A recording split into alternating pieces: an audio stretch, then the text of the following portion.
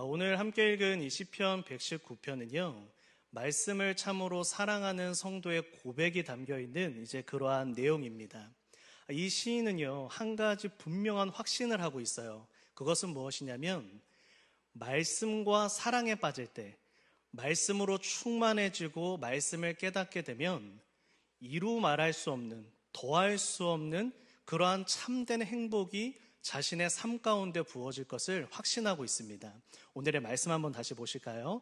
165절의 말씀을 보시면 주의 법을 사랑하는 자에게 큰 샬롬이 있을 것이다 라고 확신을 하고 있어요. 근데 이 샬롬이라고 하는 단어 뜻은 한자어로 지복입니다. 마침 우리 지복순 권사님 계시는데 그 앞에 있는 두 글자죠. 지복.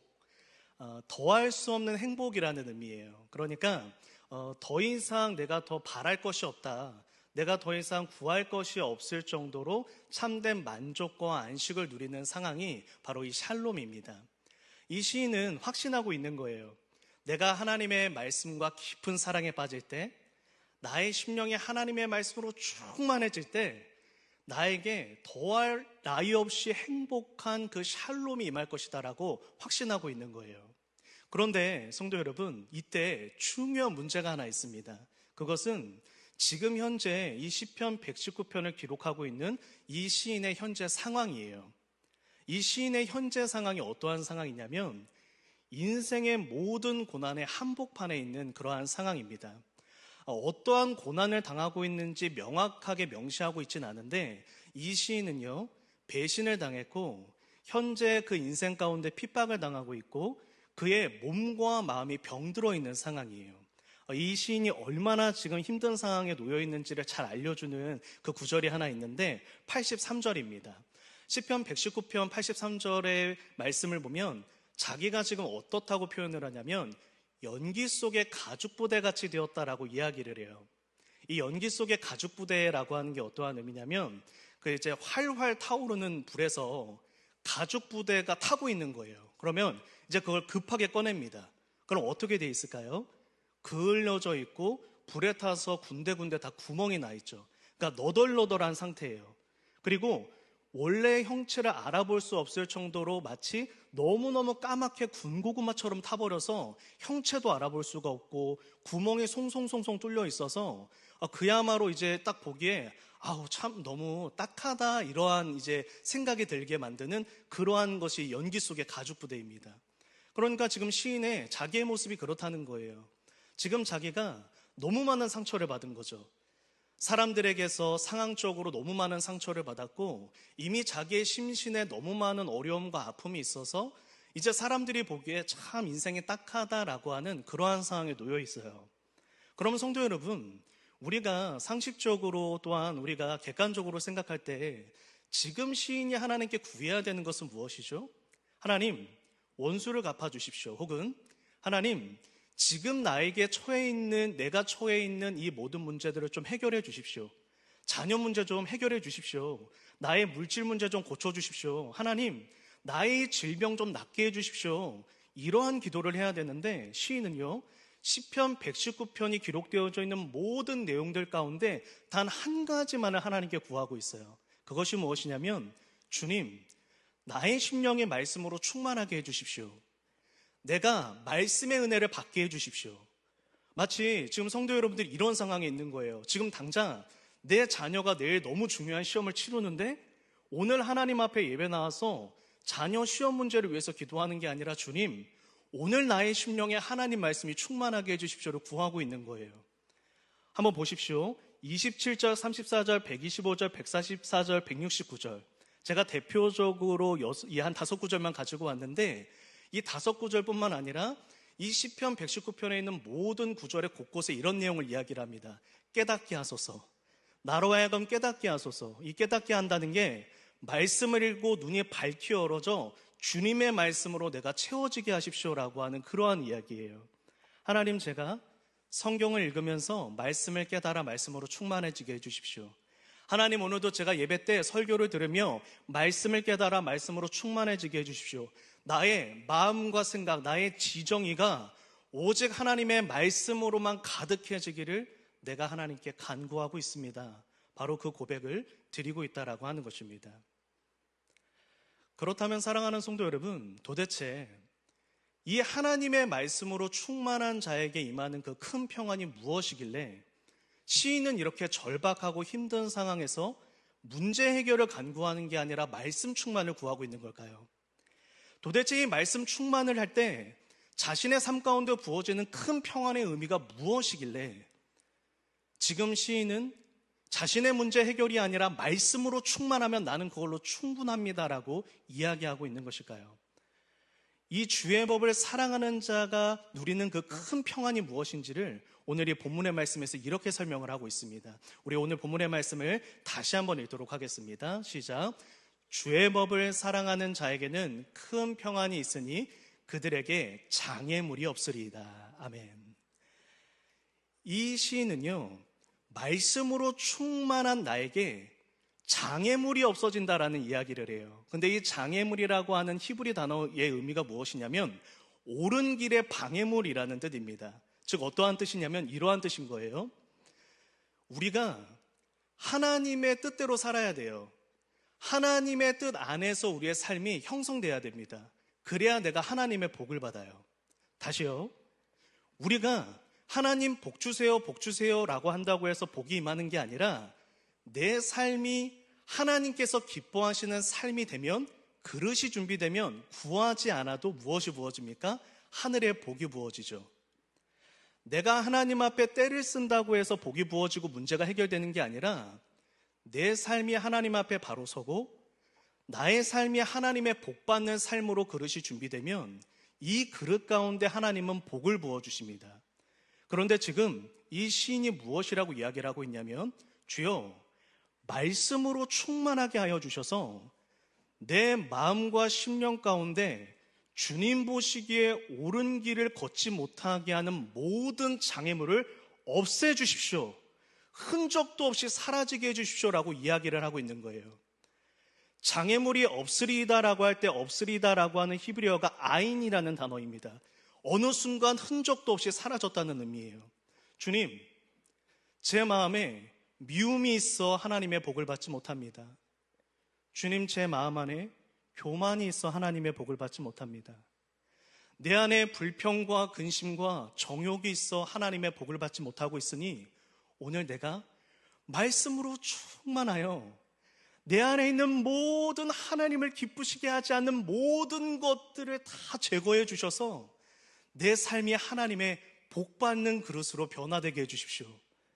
오늘 이 시인은요, 그의 인생 가운데 가장 중요한 복받는 원리를 깨달아 그 원리를 가지고 하나님 앞에 간구하고 있다라고 하는 것입니다.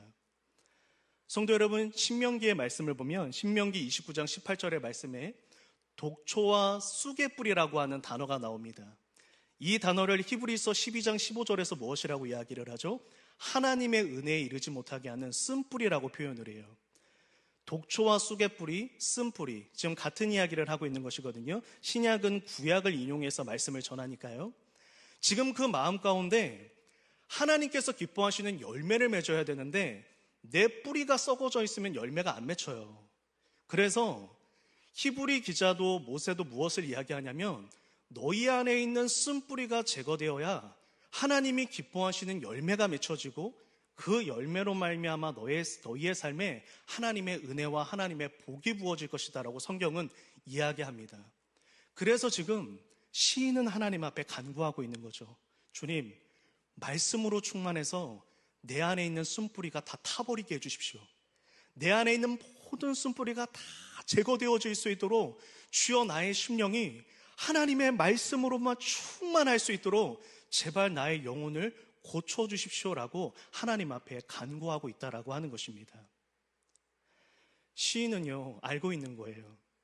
샬롬은 상황에서 주어지지 않는다는 것을요.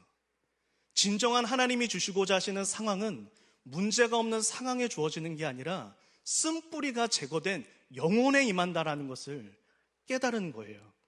내 영혼이 잘 되는 것이 먼저입니다.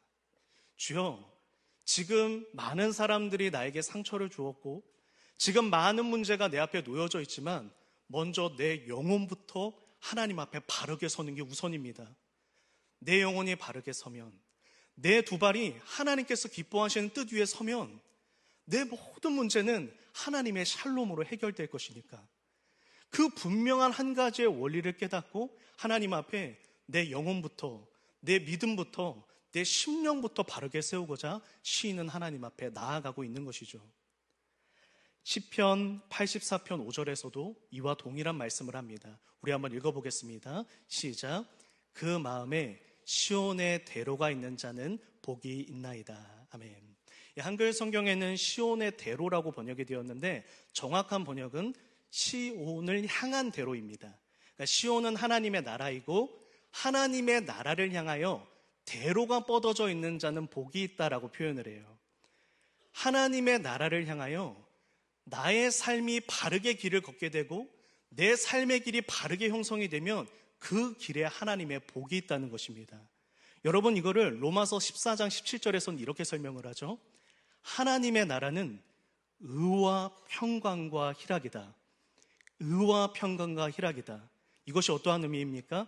의는요, 하나님과의 바른 관계예요.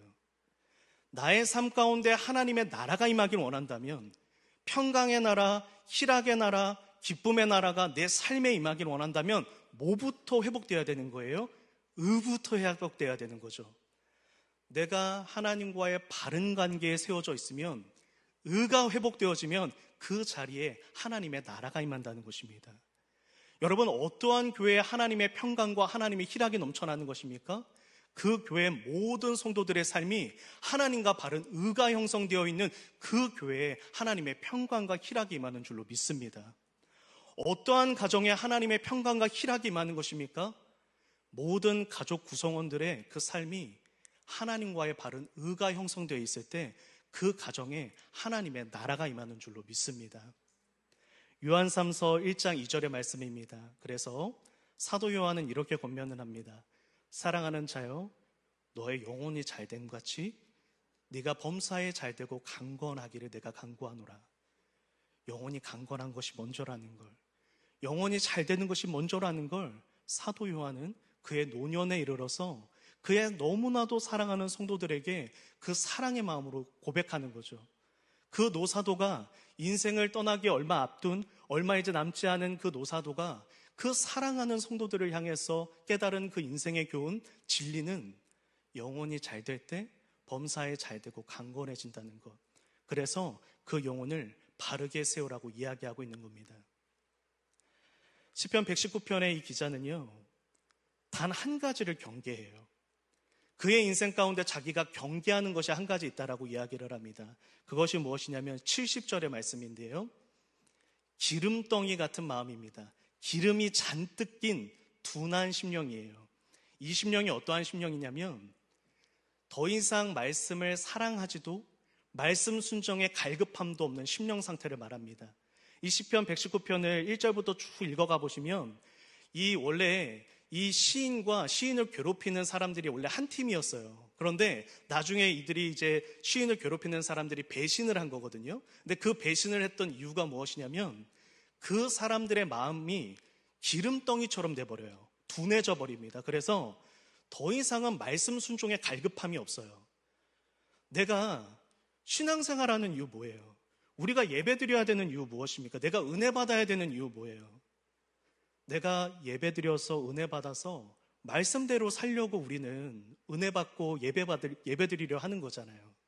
내가 예수 믿고 예수 따르는 이유가 뭐예요? 내가 정말로 은혜로 충만해져서 예수 닮아가기 위해서 우리 신앙생활 하는 거잖아요. 근데 이들이 그 마음이 둔하여져서 살이 쪄서 그 마음 가운데 기름이 잔뜩 껴서 더 이상은 말씀을 사랑하지 않게 되었고 그들이 결국은 이 시인을 괴롭히는 무리가 되었다라고 이 시인은 이야기합니다.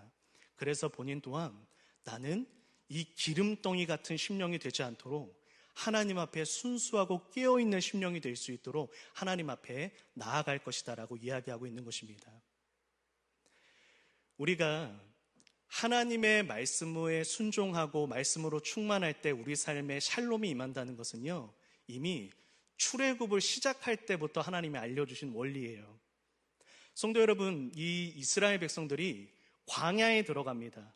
광야에 들어가자마자 첫 번째 만난 시련이 무엇이죠? 첫 번째 만난 시련은 목마름이에요. 이 광야에 들어가서 본격적으로 하나님을 따르는 삶을 살고자 하는데 이들의 삶 가운데 처음으로 목마름이라고 하는 그러한 환난과 문제가 찾아옵니다. 여러분, 그런데 이때 하나님께서 이 목마름을 해결해 주시는 방법이 정말 독특해요. 그것이 무엇이냐면 한 나뭇가지를 가리켜서 그 나뭇가지를 그 물에 던지니 쓴물이 단물이 되어서 그 이스라엘 백성들이 그 물을 먹고 살게 됩니다. 여러분, 그냥 그 앞에 있는 쓴물을 하나님께서 말씀으로 자, 단물이 되어라, 마셔라 라고 하면 되는데 그렇게 안 하시고 독특한 단어를 써요. 히브리어로 야라라는 단어이거든요. 야라라는 단어를 통해서 이 나뭇가지를 야라 하시니 이 나뭇가지로 말미암아 이 물이 단물이 되고 성도들이 갈증에서 벗어납니다. 여러분, 근데 이 야라가 무엇의 어원이냐면 토라의 그 어원이에요. 말씀, 율법의 그 원어입니다. 그 처음에 이 야라라는 단어에서 파생되어져 가지고 토라라는 말씀이 나오는 거예요. 여러분, 잘 보십시오. 그들의 인생 가운데 목마름이라는 문제가 생겼는데 하나님께서 이 나뭇가지를 가리키셨을 때 이 나뭇가지를 던지라는 말씀에 순종하자 말씀에 순종하는 그들의 삶 가운데 목마름이 사라집니다. 그리고 곧바로 이어서 어떤 말씀이 나오냐면 출애굽기 15장 26절에서 27절의 말씀입니다. 하나님께서 말씀 순종을 가르쳐요. 그들이 물을 먹고 아우 살겠다라고 할 때 자, 이제부터 내 말 잘 들어라. 너희가 광야길을 걸으며 말씀에 순종하면 너희의 삶에 복이 임할 것이다. 그리고 하나님께서 그들의 인생을 이끌어 가시는데 그들의 광야 가운데 첫 오아시스인 엘림이라는 오아시스를 만납니다. 무엇을 가르쳐 주는 거죠? 인생의 첫 목마름을 만났을 때 하나님의 말씀에 순종하고 말씀 순종의 신앙으로 하나님 앞에 나아가 있으니 목마름의 문제를 해결해 주시고 말씀에 순종하는 삶을 살아가니 그 광야길 가운데에서도 하나님은 엘림이라는 오아시스 즉 샬롬을 만나게 하십니다. 이게 광야길을 인도해 가시는 하나님의 가장 중요한 원리예요. 오늘날 이 인생이라고 하는 광야길을 걸어가고 있는 저와 여러분들에게 주시는 하나님의 권면과 하나님의 원리라는 거죠. 인생 가운데 샬롬을 누리고 싶다면, 오아시스를 만나고 싶다면 말씀 순종의 갈급함이 내 안에 식어지지 않아 말씀 순종의 길을 걸어가야 하나님께서 예비하신 그 샬롬, 그 오아시스를 만나게 된다라고 하는 것입니다. 오늘의 말씀을 정리하면서 오늘 이 본문의 말씀을 다시 한번 우리가 좀 읽어보았으면 좋겠습니다. 우리 한번 큰 목소리로 읽도록 하겠습니다. 시작. 주의 법을 사랑하는 자에게는 큰 평안이 있으니 그들에게 장애물이 아멘. 성도 여러분, 이때 주의 법을 사랑한다라는 저 단어가 아하브라는 단어입니다. 아하브. 이 히브리어는 좀 기억해 두시면 좋습니다. 아하브. 누군가를 사랑한다고 쓸 때 표현하는 건데 이때 이 아하브라고 하는 단어는 어떠한 단어냐면 내 전부를 주는 사랑이에요. 내 자식을 아하브하였다. 이삭이 아내 리브가를 처음 만났을 때 아하브하였다. 그 아하브입니다. 처음으로 사랑하는 연인을 만났을 때 사랑에 빠진 그 사람이 느끼는 감정, 내 전부를 주겠다. 내가 당신을 위해 살겠다. 아하브. 아브라함이 그 독자 이삭을 바라봤을 때 사랑했던 그 마음, 내가 너를 아하브한다. 내가 내 전부를 줘도 아무것도 너랑 못 바꾼다. 아하브. 주의 법을 사랑한다는 건 단순히 큐티를 많이 한다, 암송을 많이 한다 그런 의미를 떠나서 말씀에 내 전부를 내어놓겠다라는 의미입니다. 주님, 말씀대로 살고 싶습니다. 성경을 많이 하는 크리스찬은요, 그것만으로는 절대 하나님 뜻 못 이루어드리잖아요. 바리새인처럼 성경 많이 한 사람이 어디 있어요?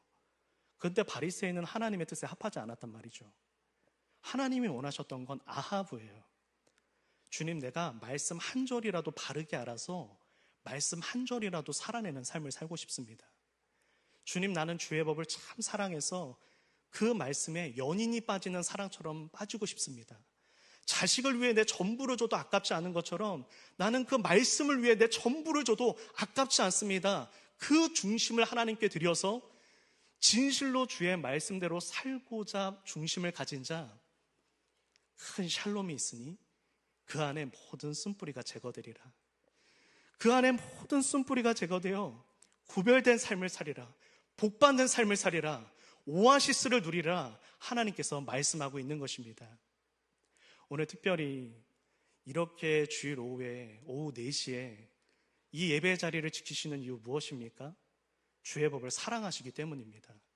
우리 교회는 성도들 누구보다도 예배를 사랑하고 말씀의 은혜와 능력을 아시기 때문에 이 자리에 있는 줄로 저는 믿습니다. 그러니 사랑하는 성도 여러분, 이제 그 믿음에 한 걸음 더 나아가서 주여 이제 나는 한 주 동안 살아갈 때 말씀대로 살아가는데 나의 전부를 드리겠습니다. 아하부 하겠습니다. 이러한 고백으로 주님께 나아가셔서 우리 정말로 사랑하는 성도분들의 모든 삶이 하나님의 충만한 복을 받는 삶이 되실 수 있기를 예수님의 이름으로 축복합니다.